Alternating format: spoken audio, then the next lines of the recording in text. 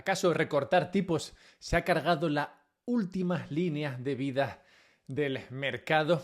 El anuncio de recorte de tipos por parte de Estados Unidos se tomó bien inicialmente. Bitcoin en particular lo cogió con fuerza, con ánimo, con buen gusto y subió por encima de los $60.000, pero el impulso rápidamente se acabó y lo que podría haber sido la recuperación de la senda alcista quedó en un bull run interruptus.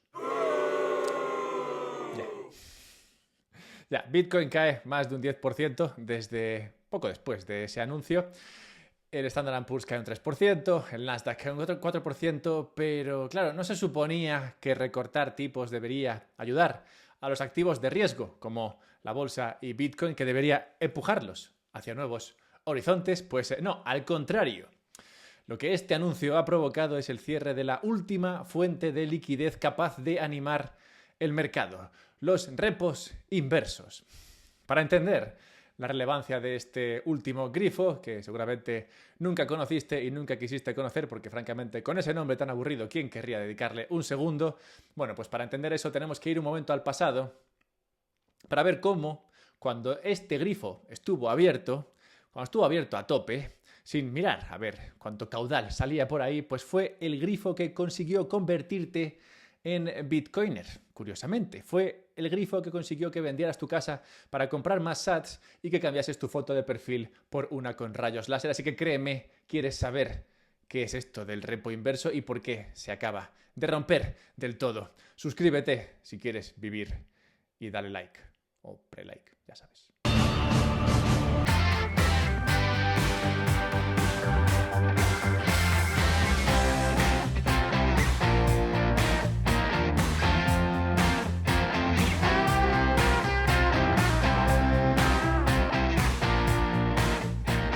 Entre 2021 y ayer, prácticamente, el repo inverso ha vivido una montaña rusa de emociones. Primero pasó de nada a 2.400 miles de millones, que son, bueno, un montón de millones, te puedes imaginar. Eso lo hizo en apenas unos pocos meses, pero luego es verdad que se quedó sin hacer nada entre septiembre de 22 y mayo del 23, donde, pues como digo, no, ni subió ni bajó, y luego pasó a deshincharse como una pelota de playa en otoño entre mayo de 2023 y marzo de 2024. ¿Y es casualidad?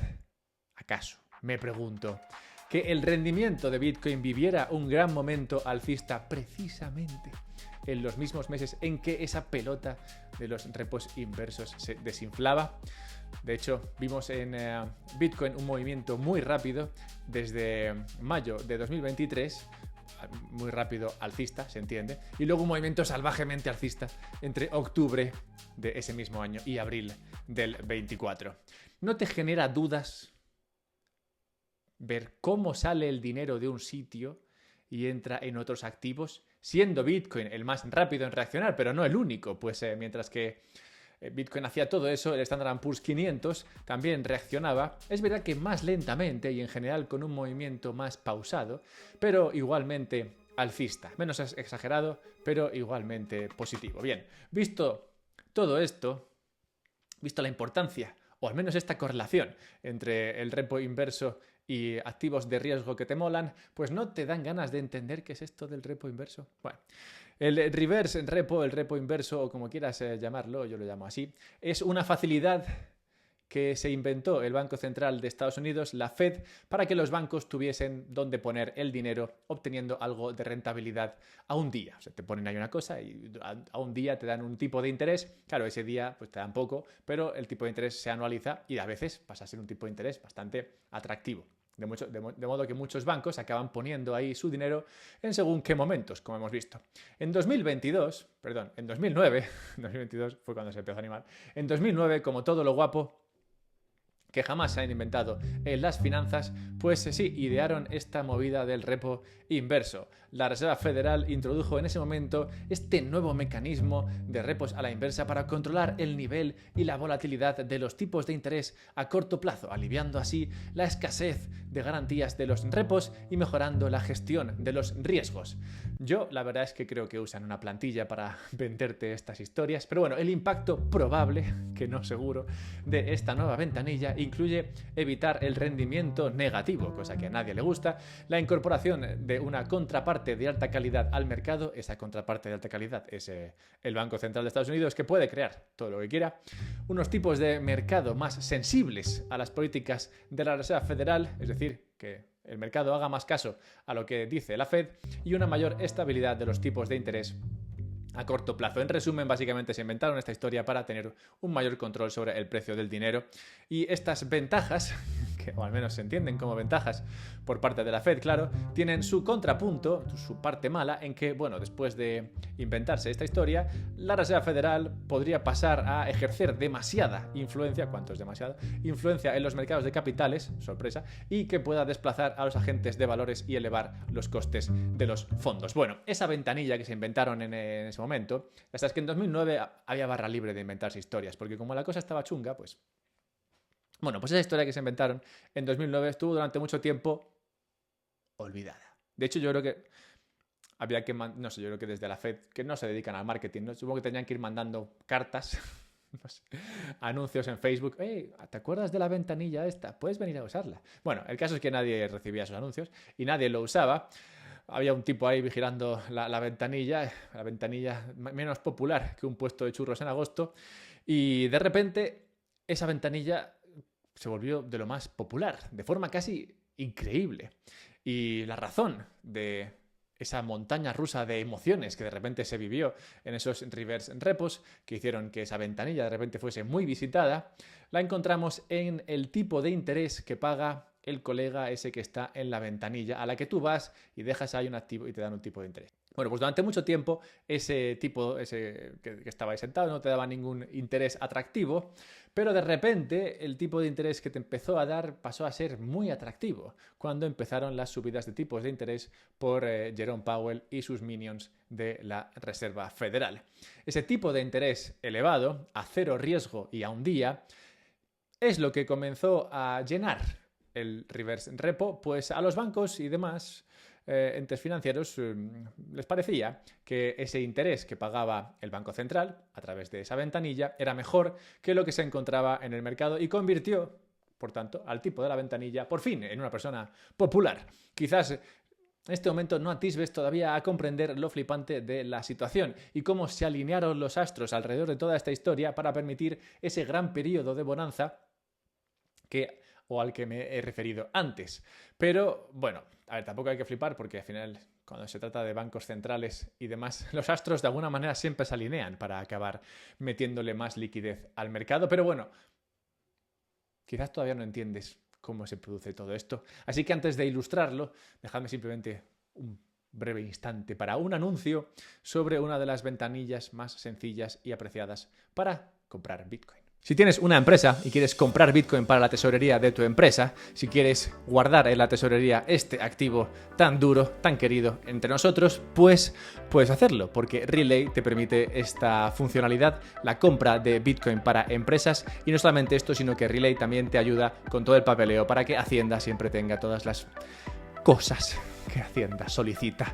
Pero bueno, lo interesante de usar Relay con esto es que no solamente te permite, como digo, conseguir todo el papeleo, sino que también te permite comprar Bitcoin más barato, pues los planes para empresas son más baratos que los planes para particulares. Así que si te interesa esto, no dudes en mandarme un mail, dejo el correo aquí y te pondré en contacto con su equipo de compra privada para que puedas acceder a este Bitcoin para tu empresa. ¿Cómo se produjo el desinfle de la ventanilla? Durante meses en los que la inflación estaba altísima, lo recordarás, por ejemplo al 9%, el tipo de interés que pagaban los bonos a 10 años en Estados Unidos estaba como en el 2%, que decías tú, qué bajo, ¿no?, comparado con la inflación que hay. Pero, claro, en esa circunstancia lo que ocurrió es que muchos bancos y otros entes financieros que no veían nada claro eso de meter dinero a 10 años al 2%, se encontraban más cómodos usando la famosa ventanilla. Pues día a día les daban un interés suficientemente alto, prácticamente a la par de lo que daban las letras del Tesoro americano a un mes. Pero, claro, a 0,0000 riesgo, es verdad que las letras son mes, son de poco riesgo, pero bueno, esto es de menos riesgo todavía, y además con mucha más flexibilidad. Pues como he dicho, es una cuestión de un día. Tú vas ahí, no te casas con nadie. Aquí te pillo, aquí te mato. Pero 18 meses más tarde, después de que la inflación cayera al 3%, los tipos de interés que pagaba el bono a 10 años subieron hasta el casi 5%, un nivel que casi tocaron en octubre de 2023. Y claro, en ese momento, la que decide cómo se financia Estados Unidos, es decir, Janet Yellen, decidió empezar a emitir un montón de letras a corto plazo. ¿Por qué? Bueno, pues hizo esto para evitar que costase mucho más dinero de lo que estaba empezando a costar financiar la actividad del gobierno de Estados Unidos. Emitiendo a corto mucho más bonos a corto plazo, reducía el coste de financiarse. Esta nueva emisión masiva de bonos a corto plazo aceleró el vaciamiento de la ventanilla que había comenzado pocos meses antes, devolviendo a nuestro colega de la ventanilla al olvido. Así, en pocos meses, desaparecieron 1.200 miles de millones, de ahí un trillón inglés, básicamente, que desaparecieron de la ventanilla donde los guardaba este señor y entraron en la economía, entraron en los mercados y esto, claro, permitió una subida fuerte de 1.200 miles de millones de la liquidez, permitió también un apalancamiento mucho más importante dentro de los mercados y resultado de todo esto fue que Bitcoin viviese un otoño de lo más divertido, así como también otros activos de riesgo poco después. Desde marzo de 2024, no obstante, se ha perdido el incentivo a sacar dinero de la famosa ventanilla y el anuncio de bajadas de tipos por parte de la Fed, ese anuncio de vamos a bajar tipos, la senda está clara, a partir de aquí vamos a bajar tipos, bueno, pues parece haber provocado el efecto contrario al del vaciamiento de la ventanilla. Pues este anuncio ha provocado que las alternativas a la ventanilla hayan perdido atractivo, al menos en el corto plazo. Y esto se ve en el punto desde el anuncio de Jerome Powell de que van a tomar esa senda de bajadas de tipos, ha entrado más dinero dentro de la ventanilla que salido, provocando no solo que se pierda liquidez, sino que en muchos casos se esté reduciendo esa liquidez, se esté sacando liquidez del mercado que pasa a sentarse ahí en la ventanilla del colegón. Y esto, claro, lo está sintiendo Bitcoin mucho más que nadie. Así que, llegados aquí, sería interesante hacer un breve repaso del top 3 de liquidez molona para los mercados que, digamos, están más presentes hoy día. En el 1 encontraríamos, por ejemplo, el yen y el dólar, el carry trade famoso.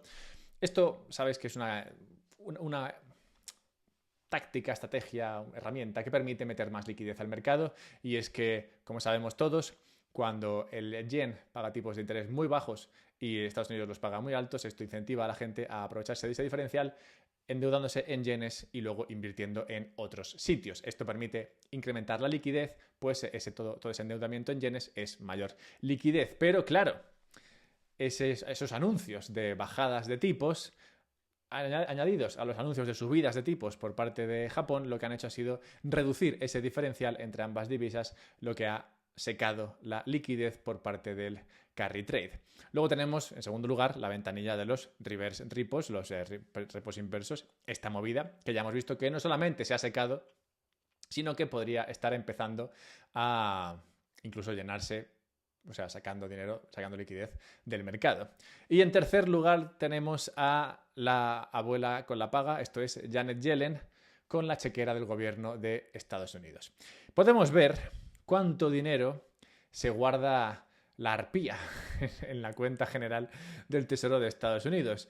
Esto es una cuenta bancaria abierta que todo el mundo puede ver para ver cuánto dinero tiene por ahí el Tesoro General de Estados Unidos. Y podemos ver, si observamos lo que ha pasado con esa cuenta en los últimos años, que, bueno, podemos observar varias cosas en concreto. Podemos ver que tras la pandemia se vivió una gran subida, o durante la pandemia, mejor dicho, se vivió una gran subida de la cuenta debido a que se emitió un montón de deuda y luego se vació rápidamente metiendo un montón de pasta al mercado, cosa que, ya sabéis, lo disfrutamos todos. Qué buenos tiempos. Y podemos ver también, otra observación, es que el saldo de esa cuenta general del Tesoro americano siempre se acaba vaciando. Pues al final es lo que tiene que hacer un poco, no se trata de estar ahí guardando dinero por guardarlo, sino que al final ese dinero acaba entrando a la economía después, en algún momento. Y finalmente podemos observar que ahora mismo viene ahorrando un montón. Pues prácticamente desde mediados del 23 esa cuenta solamente ha crecido, es decir, que no se ha gastado un duro. Esto, claro, es algo que también ahoga la liquidez, pero que hace que haya una gran cantidad de dinero dentro de esa cuenta bancaria del Tesoro americano.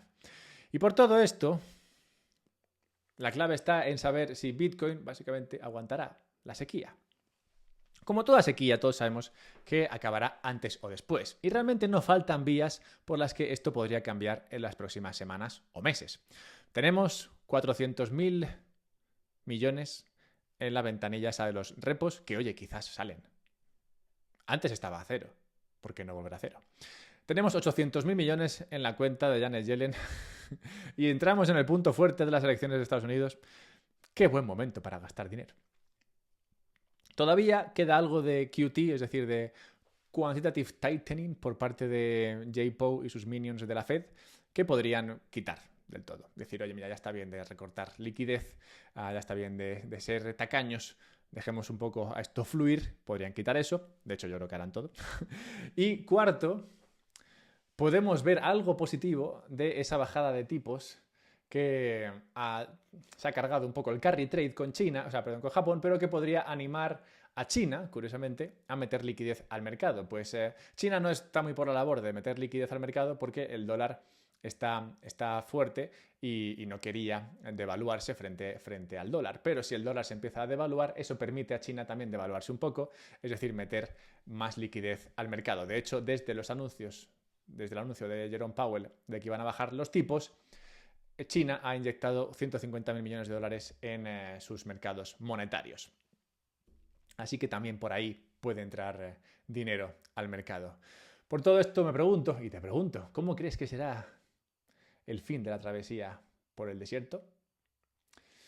Y antes de cerrar hoy, dejadme simplemente recordaros un par de cosas. La primera, que hay una newsletter, ya sabéis.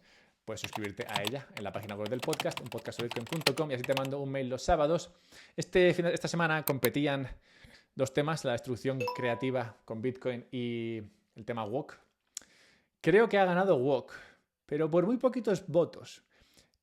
Y si hago Walk esta semana, destrucción creativa debido a estas reglas que yo mismo me he inventado, ya habría que olvidarse de él. Y es un tema que me parece que, oye, merece ser tratado. Así que vamos a hacer destrucción creativa esta semana. Y la semana que viene competiremos Walk con otra cosa. Me imagino que ganará Walk, porque la verdad ha tenido bastantes puntos. Pero ya te digo, ahí, no sé si alguien los ha contado, pero estaba justita la cosa. Bien, cerremos con la necológica, recordando la muerte en tal día como hoy de Caballo Loco, Crazy Horse, líder guerrero nativo americano de la tribu Oglala Lakota. Eso. Conocido por su valor y ferocidad en la batalla, es considerado uno de los guerreros más grandes y reconocidos de la historia de los nativos americanos. Caballo Loco es recordado como símbolo de la resistencia y la libertad de los nativos americanos. Alguien que, ya te digo yo, no se rendiría por quedarse un par de semanas sin comer. Que os sirva la gente.